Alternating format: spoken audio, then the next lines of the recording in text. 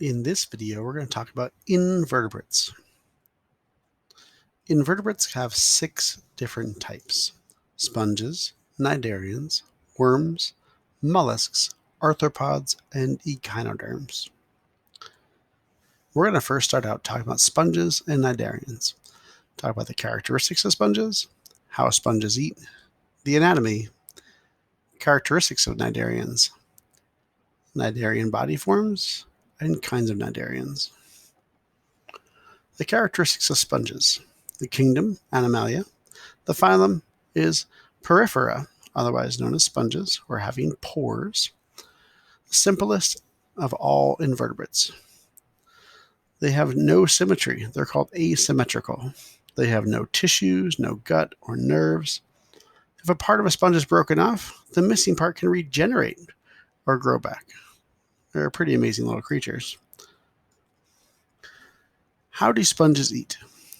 They're filter feeders.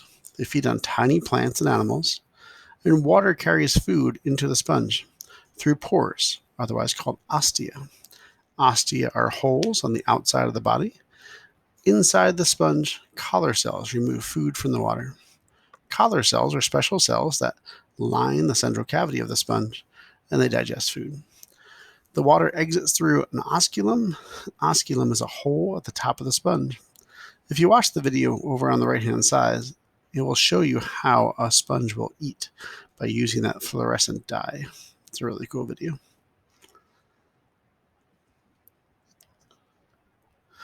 You can watch that on your own time. So, sponge anatomy. Where does the sponge enter?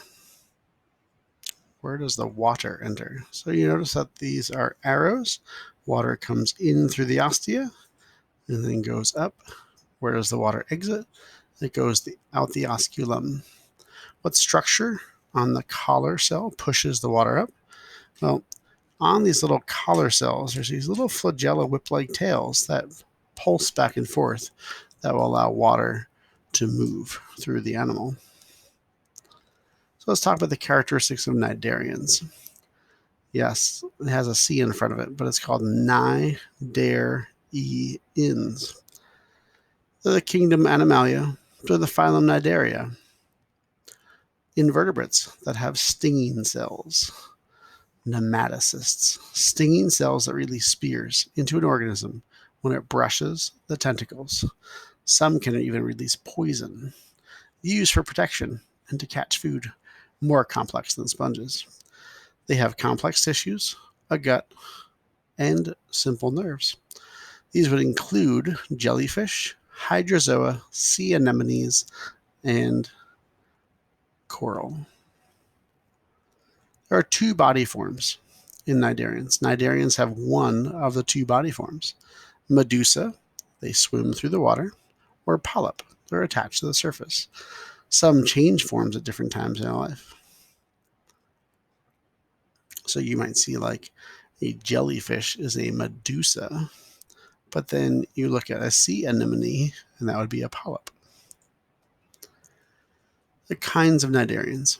We split them into 4 classes: kingdom, Animalia; phylum, Cnidaria; class, Hydrozoa, which is a type of hydra; Scyphozoa, jellyfish; Anthozoa, anemones and corals; and Cubozoa, which are box jellies. If you look here at the flow chart, you have Cnidaria, Cubozoa, Scyphozoa, Anthozoa, Hydrozoa. Here's some pictures of all those different species. And that's the end of our presentation today.